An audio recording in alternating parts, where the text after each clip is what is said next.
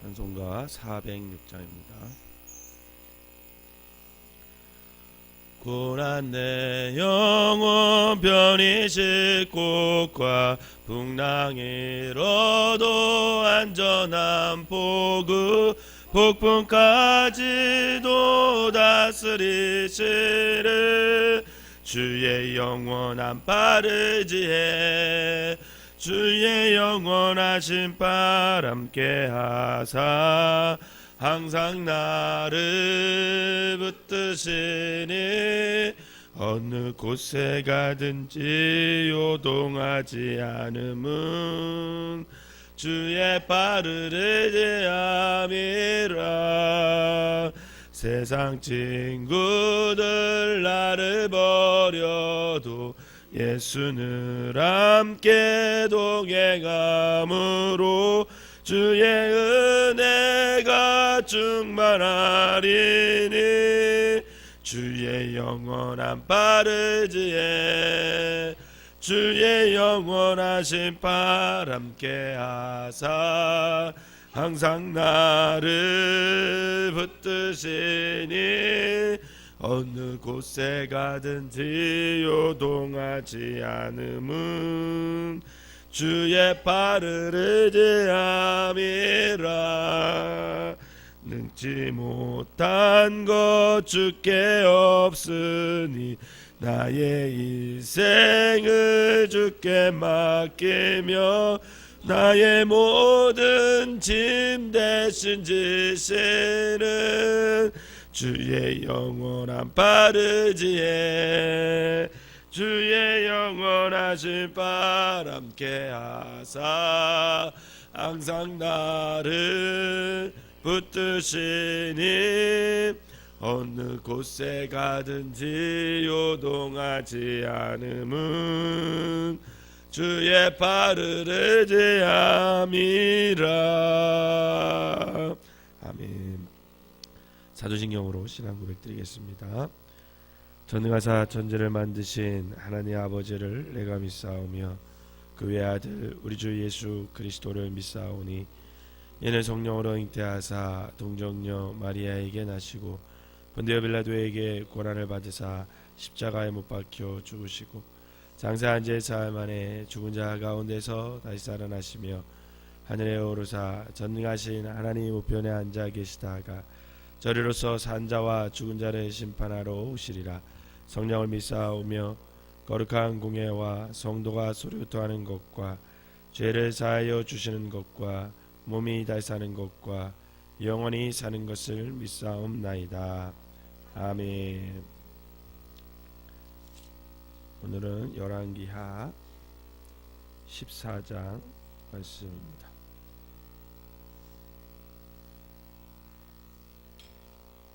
열왕기하 14장 말씀 제가 한 절 읽고 여러분들이 한 절 읽으면서 교독하도록 하겠습니다. 이스라엘의 왕 여호와스의 아들 요아스 제2년에 유다 왕 요아스의 아들 아마샤가 왕이 되니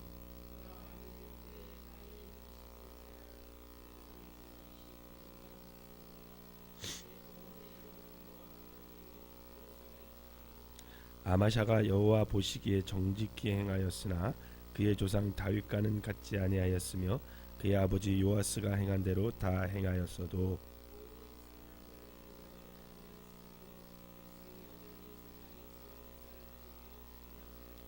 다라가 그의 손에 굳게 섬에 그의 부왕을 죽인 신복들을 죽였으나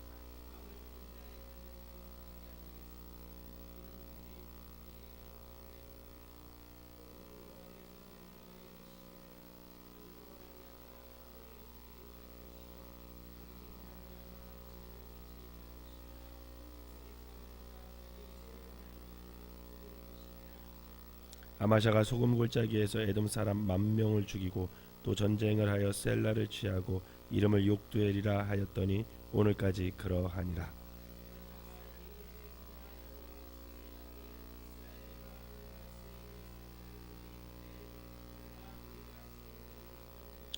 이스라엘 왕 요아스가 유다의 왕 아마샤에게 사람을 보내 이르되 레바논 가시나무가 레바논 백향목에게 전가를 보내어 이르기를 내 딸을 내 아들에게 주어 아내로 삼게 하라 하였더니 레바논 들짐승이 지나가다가 그 가시나무를 짓밟았느니라.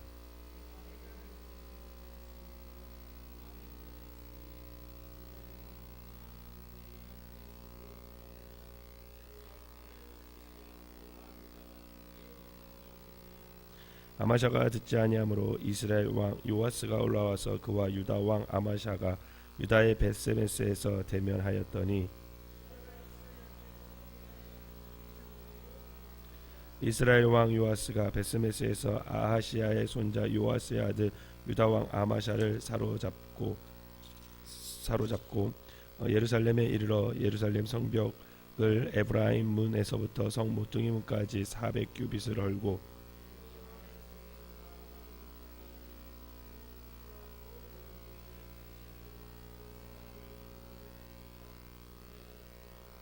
요아스의 남은 사적과 그의 업적과 또 유다의 왕 아마샤와 싸운 일은 이스라엘 왕 역대지락에 기록되지 아니하였느냐.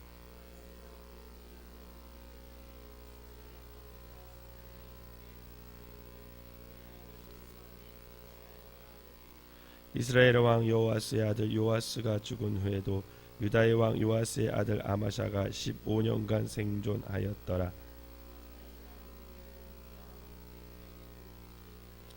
예루살렘에서 무리가 그를 반역한 고로 그가 라기스로 도망하였더니 반역한 무리가 사람을 라기스로 따라 보내 그를 거기서 죽이게 하고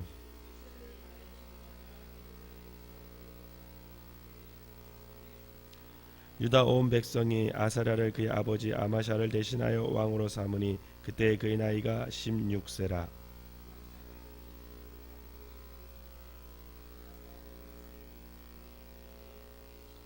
유다의 왕 요아스의 아들 아마샤 제 15년에 이스라엘의 왕 요아스의 아들 여로보암이 사마리아에서 왕이 되어 41년간 다스렸으며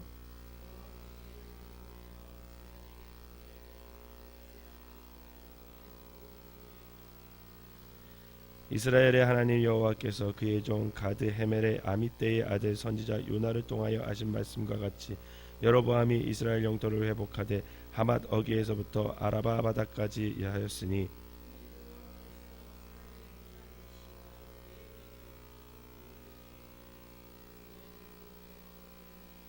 여호와께서 또 이스라엘의 이름을 천하에서 없이 하겠다 하고도 아니하였으므로 요아스의 아들 여로보암의 손으로 구원하심이었더라.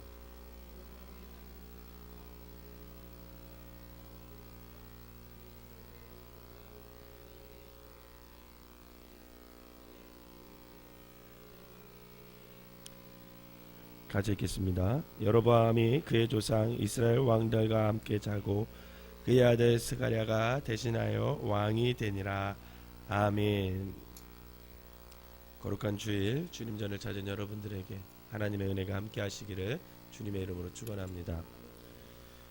열왕기 상하를 읽다 보면 그 왕이 그 왕 같고 또 이름도 같은 왕이 많고 이 왕이 뭐 북이스라엘 왕인지 남유다의 왕인지 헷갈릴 때가 있습니다. 그래서 여러분들이 열왕기 상하를 읽을 때 먼저 유의할 것은 뭐냐면 이 지금 말하고 있는 왕이 북이스라엘 왕인지 남유다의 왕인지 그거 한번 구분해 보시고요. 또 북이스라엘 왕의 누구였을 때 남유다 왕은 누구였는데 이 사건이 서로 어떻게 매치가 되는지 요 정도까지만 좀 이렇게 유심히 보면서 읽으면 열왕기 상하가 그래도 좀 이해하기가 쉽습니다. 그러나 가장 중요한 것은 뭐냐면 이 열왕기 상하를 읽으면서 여러 왕들이 이제 소개되잖아요. 그러면서 그 왕들을 이렇게 우리가 보면서 그들의 삶과 그들의 신앙을 우리가 반추하면서 과연 오늘 나의 신앙은 어떻게 갖고 나가야 하는지 그리고 하나님 앞에서 내가 어떤 모습으로 삶을 살아야 하는지 그것을 되돌아볼 수 있는 기회를 좀 가지면 가장 좋겠다라는 생각을 해봅니다. 지난 시간에는 북이스라엘 왕의 여호아스의 왕과 요아스 왕을 살펴보았죠. 오늘 본문은 남유다 왕인 아마샤 왕에 대한 기록을 해놓은 본문이라고 할 수 있습니다. 이 아마샤 왕은 자신의 아버지인 요아스의 왕을 뒤이어서 왕이 됩니다. 그런데 그가 왕이 되었을 때에는 정치적인 상황이 그렇게 만만치가 않았어요. 왜냐하면 아버지 요아스의 왕이 정권을 노리는 신복들에 의해서 구테타로 인해서 죽음을 맞이했어요. 그냥 편안히 죽은 게 아니에요. 자신의 부하들이 이 정권을 엎으려고 하다가 그만 그 요아스 왕이 죽게 된 거죠.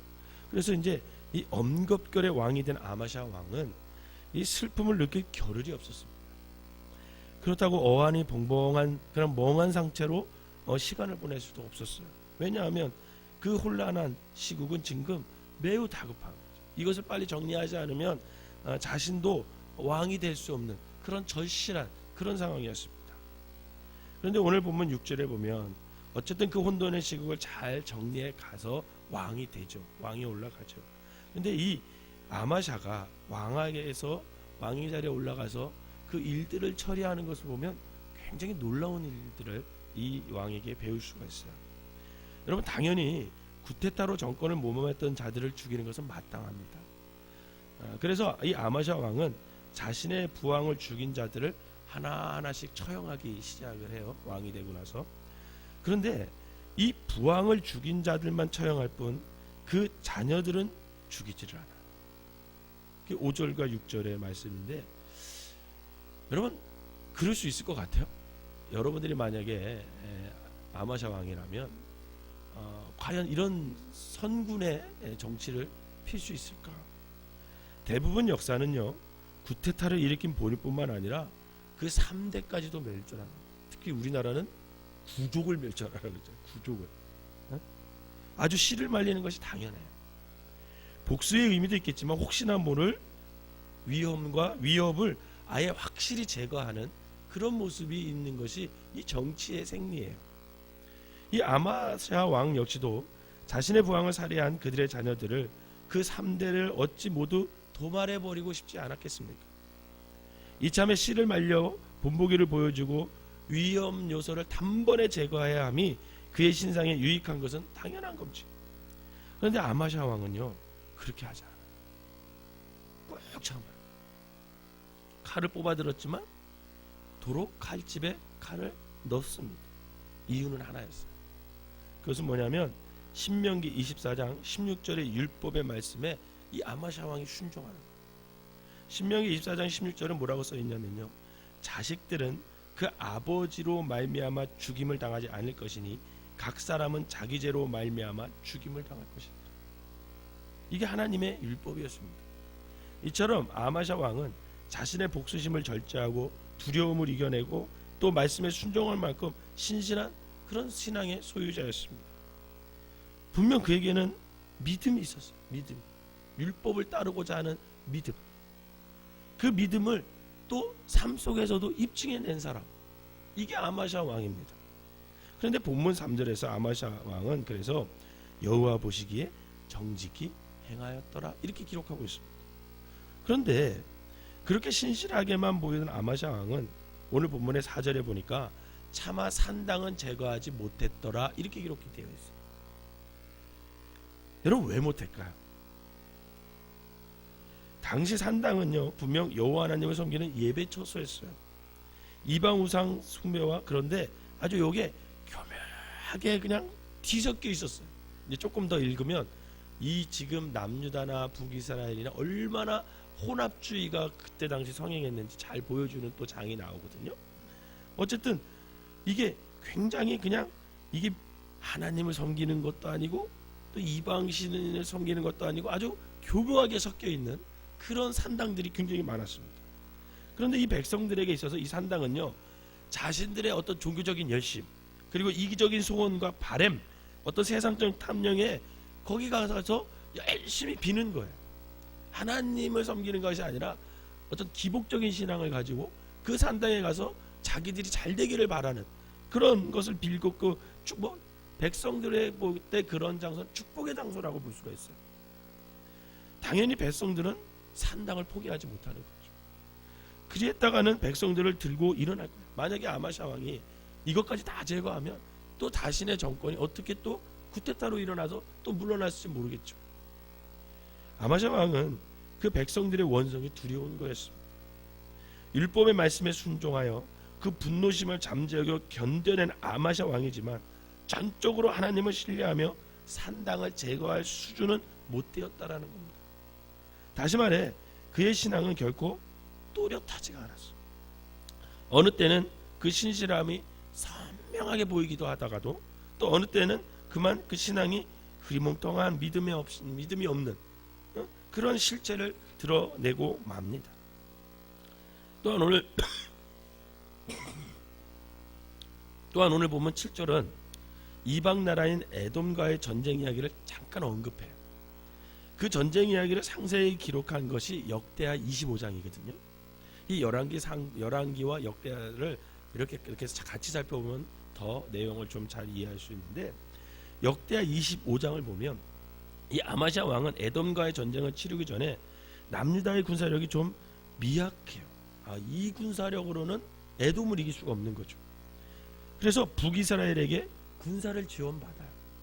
그래서 한 10만 명의 용병을 지원받는 대가로 무려 은 100달란트를 지불하게 됩니다. 그렇게 든든한 지원금을 받아서 흐뭇해하고 있는 아마시아 왕에게 하나님의 사람이 찾아와요. 그래서 뭐라고 얘기하냐면, 딱 잘라 뭐라고 얘기하냐면, 북이스라엘에서 보내준 지원군 10만 명을 도로 돌려보내라는 거야. 그리고 너는 이 시점에서 온전히 하나님만 의지하라. 그러면 하나님께서 너를 도울 것이다. 이렇게 얘기를 해요. 여러분, 큰 전쟁을 앞두고 있잖아요. 그럼 여러분들이 아마시아라면 칼과 마병을 갈고 닦는 것은, 또 준비하는 것은 굉장히 전쟁을 준비를 잘하는 거잖아요. 많으면 많을수록 좋잖아요. 할 수 있는 한 최대한 어떤 준비, 최고의 전력을 구축해야 함이 옳은 거죠. 이제 10만 명의 군사도 지원받았으니 이만하면 족하다 하고 있는데 하나님의 사람이 와가지고 다 돌려보내라는 거예요. 그리고 그 미약한 자신의 군사들만을 이끌고 전쟁터에 내다다를 가보라는 거죠. 여러분, 여러분들이면 어떻게 하겠어요? 돌려보내요? 아니면 그냥 10만 명 이왕 빌려온 거 그냥 전쟁터에 나가요? 그런데 놀랍게도요, 이 아마시아 왕은요, 그 하나님의 사람의 말에, 하나님의 음성에 순종해요. 하나님을 신뢰해요. 그런 아마시아 왕에게 승리가 주어진 것은 당연한 거죠. 당연히 승리가 주어져요. 근데 또 이 전쟁 후에 그 아마시아 왕은 뒤이어 싸워야 북이스라엘과의 전쟁이 두려웠는지, 아니면 대승을 경험한 것으로 흥분했는지, 그만 에돔 사람들이 섬기는 우상들을 가져다가 그 앞에서 고개를 또 숙이고 연신 빌고 또 비는 어처구니 없는 일을 또 저질러요. 참 신기하지 않습니까? 군사 10만 명을 포기할 정도로 용기 있는 아주 또렷한 신앙을 보이던 그가 이제 이방 우상 앞에서 목숨과 능력을 구걸하는 또 흐리멍텅한 그런 망가진 신앙의 모습을 또 보이고 말아요. 결국 아마시아 왕은요, 북이스라엘 왕 요아스에게 승부를 걸었다가 결국은 그만 처참히 패전하고 포로 신세가 돼. 그게 오늘 8절에서 14절에 나오죠. 또한 아마시아 왕의 최후 역시도요, 구테타 세력에 의해 쫓기다가 자신의 부왕처럼 허망하고 씁쓸하게 살해를 당해요. 그렇게 인생이 마무리돼요. 다른 성도 여러분, 아마시아 왕의 삶과 신앙의 이야기가 오늘 우리에게 있도록 씁쓸하게 가져다주는 그런 것은 왜일까? 저는 이 아마시아 왕을 보면서 어떨 때는 정말 굉장한 신앙을 발휘하다가 어떨 때는 보면 그 신앙이 한꺼번에 무너져요. 믿음 없는 사람같이 무너지고. 왜 그랬을까? 그는 믿음이 없었던 것도 아니죠. 순종이 없었던 것도 아니에요. 용기가 없었던 것도 아닙니다. 여호와 보시기에 정직히 행하였다라는 소리도 들었어요. 율법의 말씀에 자신을 절제하는 순종함도 있었고, 하나님의 음성을 듣고 10만 대군을 돌려보낼 수 있는 거룩한 용기도 있었어요. 그러나 그에게는 하나님을 향한 어떤 전적인 믿음, 그런 온전한 신뢰함은 없었다라는 거예요.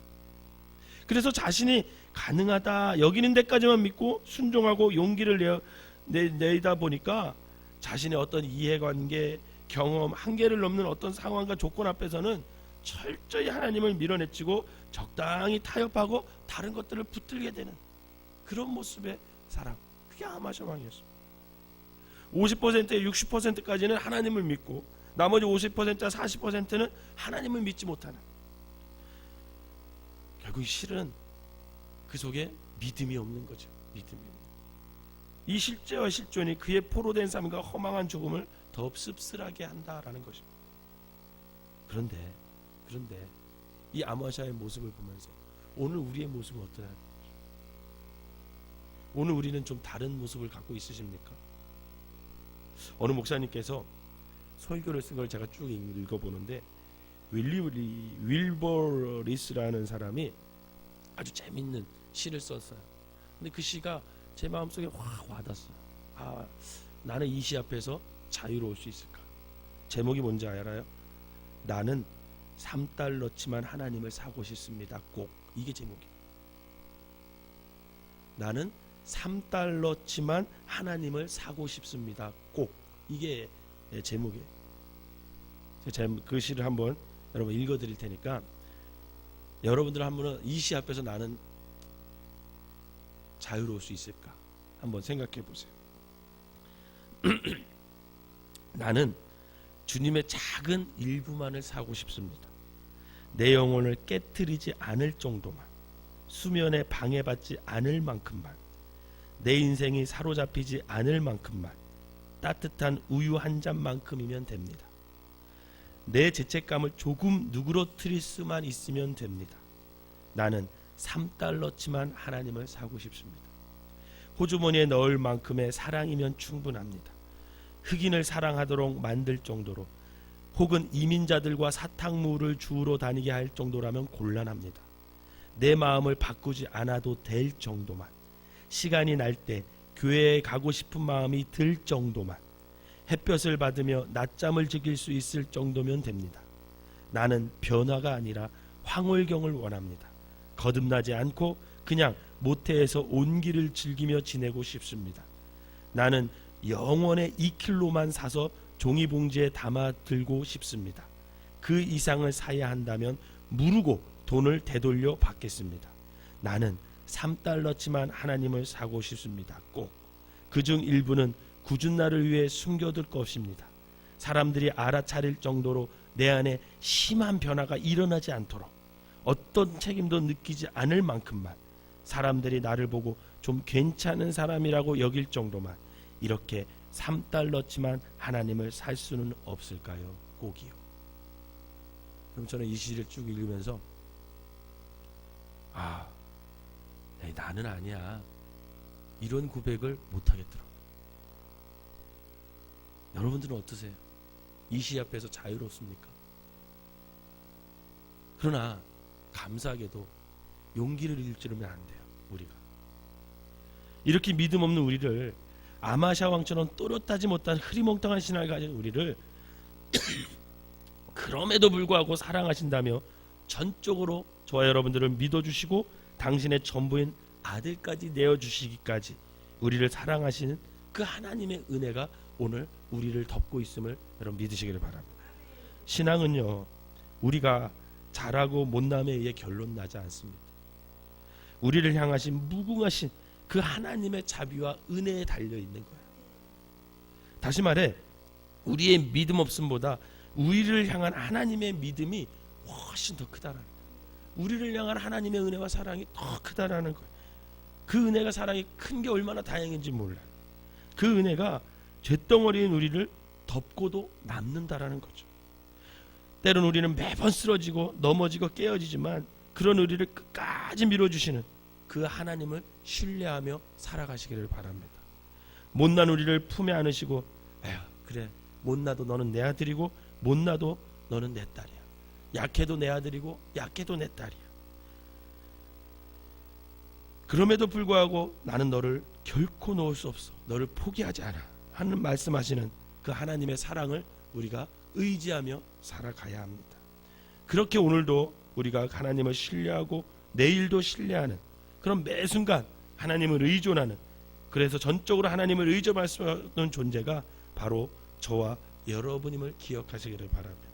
바라기는 우리의 연약함, 우리의 무지, 또 우리의 죄된 모습 다 주님께 맡기고 어떤 상황과 형편 속에서도 온전히 주님만을 의지하며 살아가는 저와 여러분들이 되시기를 주님의 이름으로 축원합니다. 기도하겠습니다.